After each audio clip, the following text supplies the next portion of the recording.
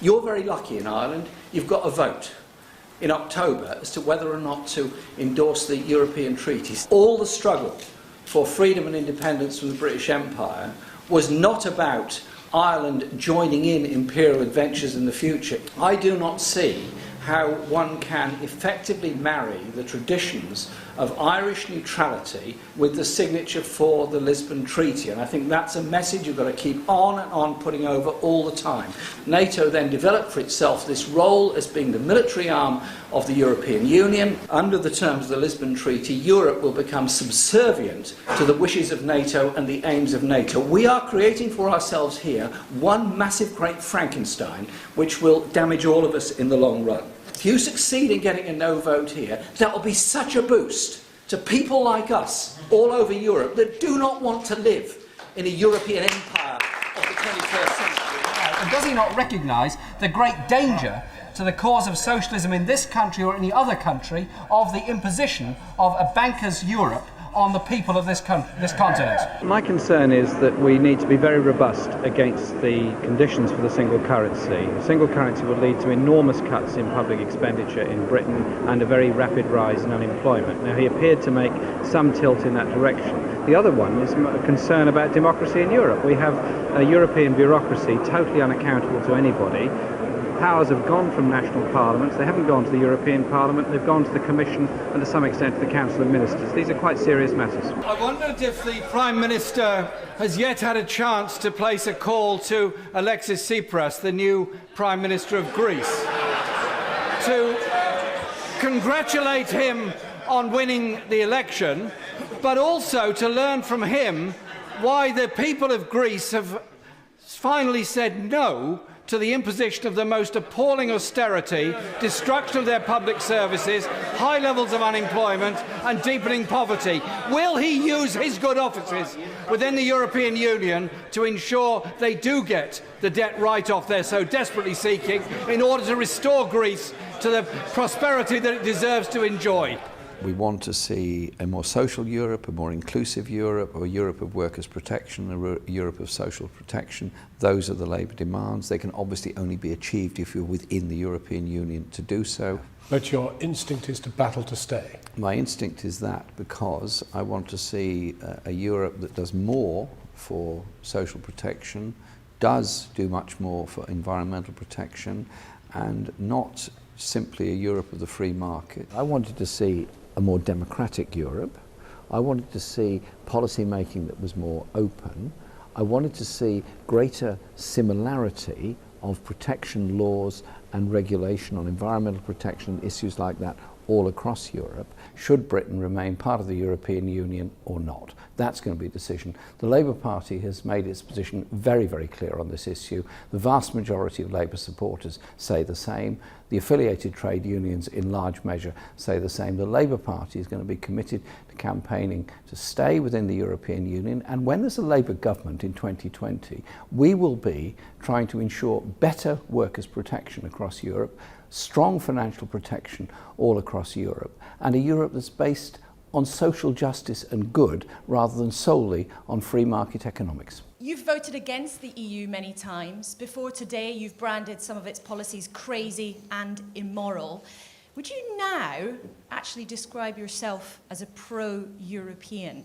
Yes, I've been critical of many things within the European Union. I think you would have probably gathered from my speech I have many criticisms of the European Union. This is a decision about whether we stay in and argue for the kind of socially just Europe that I want, that our party wants, that the vast majority of trade unions and ordinary people in this country want, or we walk away from it. That's the decision that's been made. Does it mean I recount on everything I've ever said or done? Absolutely not. I'm sorry about that. What has caused this conversion to the EU cause? You voted against membership of the EEC in 1975. Last year you said you couldn't rule out campaigning to leave the EU. Are you still a Eurosceptic? And if not, what's changed? Well, I did vote that way in 1975, kind of you to remind me. I remember it very well. I remember the debate and the campaign about it. We've had a very big debate within the Labour Party and within the trade unions. Overwhelmingly, the Labour Party and trade unions have come to the view that they want to campaign for a social, just Europe, to protect the workers' rights that we've got, to extend them and extend that degree of justice. That is the position we've reached. That's the position that has been adopted by the party. That's the party that I lead, and that's the position I'm putting forward. Well, it's an historic day. Britain voted in a referendum to leave the European Union.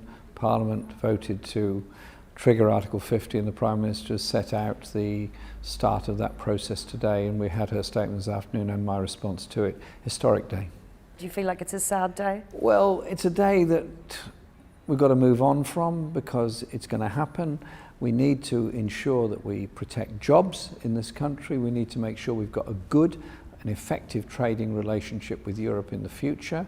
And we need, above all, immediately to bring certainty to British people living in Europe and European nationals that are living in Britain that their future is secure. Because after all, many thousands of them work in our National Health Service, for example, and help to keep us well. You want to be Prime Minister, making the big calls.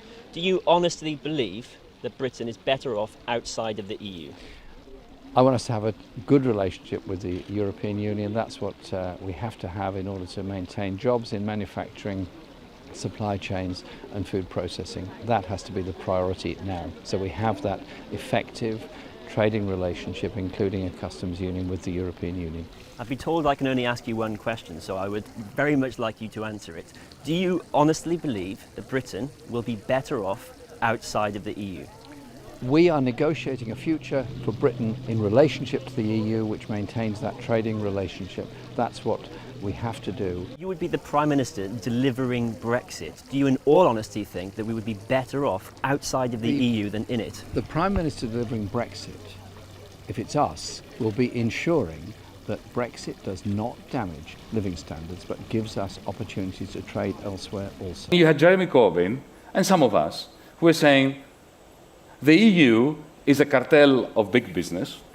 It's a pretty awful set of institutions, but we're better off staying in and fighting to change it from within in association and collaboration with our comrades, progressives across Europe. That's a sophisticated argument. And you are being accused of not being fully behind the bureaucracy of Brussels, of Barnier, of Merkel, of Hollande. How do you feel being accused of being sophisticated? It's a low blow. It really is. It's a low blow. But you know, I cope.